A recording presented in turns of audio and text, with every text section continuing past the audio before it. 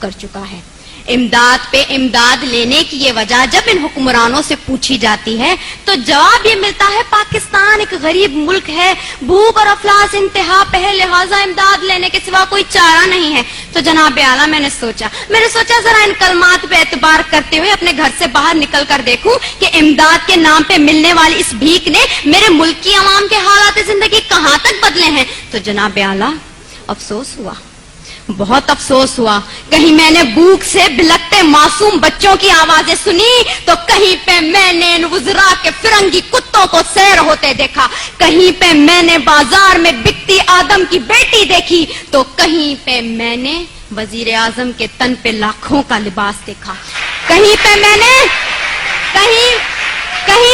نے اولاد برائے فروخت کے نعرے سنے تو کہیں پہ ان وزیر اعظم اور حکمرانوں کے آگے پیچھے جاتی 10 مرسڈیز کو دیکھا، کہیں پہ میں نے عافیہ صدیقی کی ماں کو اس کے انتظار میں تل تل مرتے دیکھا تو کہیں پہ میں نے اس ملک کے حکمرانوں کو امریکہ کی خوشامد میں دن رات ایک کرتے دیکھا۔ میں کیا بتاؤں میں نے کیا کیا دیکھا، ڈرون حملوں میں مرنے والوں کی لاشوں کو دیکھا، کئی عورتوں کے اجڑتے سہاگوں کو دیکھا، کئی نوجوانوں کو ہاتھ میں ڈگریاں لیے بے روزگاری کے عوض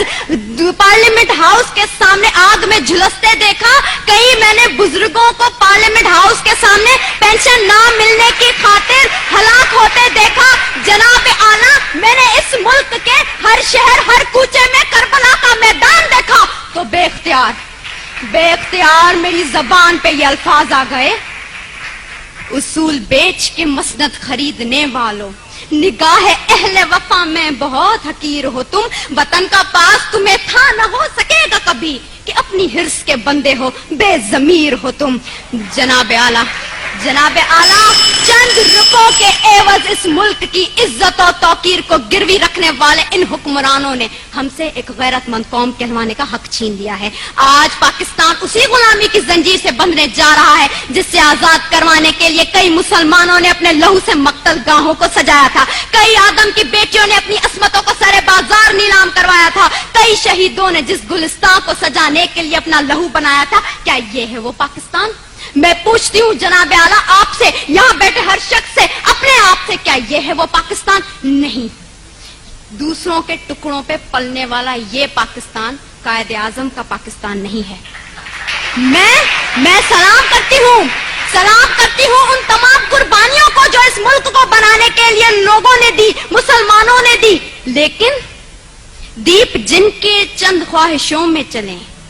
دیپ جن کے صرف محلاتوں میں جلیں، چند لوگوں کی خواہشات کو لے کے چلیں جو کہ مصلحتوں کے سایوں میں پلیں، ایسے دستور کو، صبح بے نور کو میں نہیں مانتا، میں نہیں جانتا۔ میں بھی خائف ہوں تختہ دار سے، میں بھی منصور ہوں، کہہ دو یہ اغیار سے، کیوں ڈراتے ہو زندہ کی دیوار سے، ظلم کی رات کو، جہل کی بات کو میں نہیں مانتا، میں نہیں جانتا، میں نہیں مانتا، میں نہیں جانتا۔